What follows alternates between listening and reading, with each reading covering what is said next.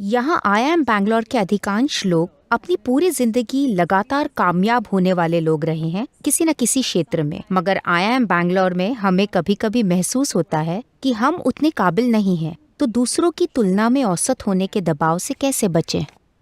अगर कोई ये आपको महसूस करा दे तो सबसे अच्छा होगा, क्योंकि वैसे भी आपके जीवन में ऐसा हो सकता है।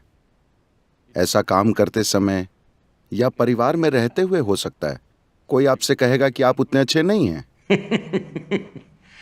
वो आपको बताएं या ना बताएं, आपको समझना चाहिए कि हम में से कोई भी कभी काफी अच्छा नहीं होता। अगर दुनिया में आपके इरादे बहुत बड़े हैं तो आप कभी You are never really good enough. वाकई काफी अच्छे नहीं होते। लोग मुझसे कहते रहते हैं, सदगुरु आपने इतनी सारी चीजें की हैं, ये प्रोजेक्ट वो प्रोजेक्ट। मैं आपको अपना प्रोजेक्ट बताता हूँ, क्योंकि परसों ही मैं चामुंडी हिल पर था। 37 साल पहले ऐसा हुआ था। मैं चामुंडी पहाड़ी पर गया और वहां बैठा। बिना किसी वजह के मैं परमानंद से भर गया। मेरे शरीर की हर कोशिका में विस्फोट होने लगा। मुझे नहीं पता था कि क्या हो रहा है। जब मैंने अपने सबसे करीबी दोस्तों से बात की तो वे बोले, बताओ तुमने क्या पिया था, क्या खाया था। वे बस यही पूछ सके।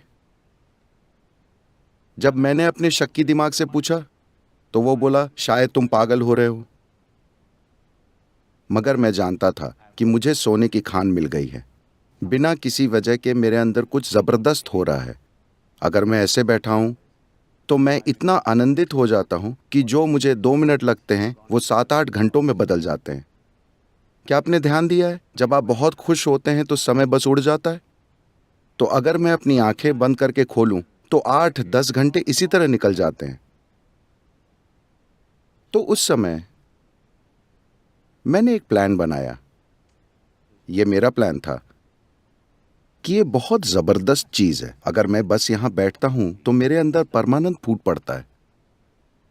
फिर मैंने तय किया, उस समय दुनिया की आबादी करीब 5 अरब 60 करोड़ थी।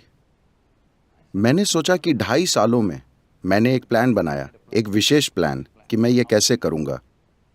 मैं 2.5 सालों में पूरी दुनिया को आनंदित बना दूंगा, क्योंकि इसमें कुछ नहीं लगता। आप बस यहां बैठे हैं तो वो हो जाता है। खैर 37 साल। खैर, हमने शायद दुनिया में 50-60 करोड़ लोगों को स्पर्श किया है। मगर दुनिया के बारे में मेरा विचार ये नहीं है। दुनिया के बारे में आज मेरा विचार 7.6 अरब लोग हैं। तो मैं जानता हूं मैं असफल होकर मरूंगा 100%।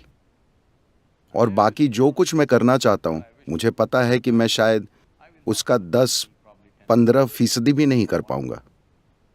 मगर मैं आनंदित होकर मरूंगा, क्योंकि मैं आनंद में जी रहा हूं और मैं आनंद में मरूंगा। इसलिए यह सबसे बेहतर है कि आप अपने जीवन में असफल हों। इसका मतलब है कि आपका सपना बड़ा है। अगर आप कामयाब हैं तो आपकी जीवन की समझ बहुत सीमित है। सफलता का क्या अर्थ है? मैंने कर डाला। आपने क्या किया? मैंने एक घर खरीद लिया। क्या ये एक उपलब्धि है?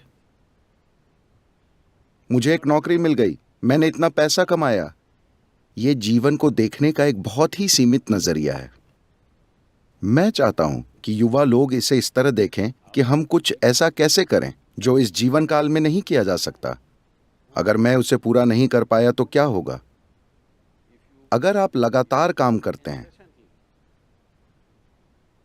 और जीवन के अंत में भी वो काम पूरा नहीं होता, तो इसका अर्थ ये नहीं है कि आप असफल हैं। इसका मतलब है कि आपके पास एक बड़ा सपना था।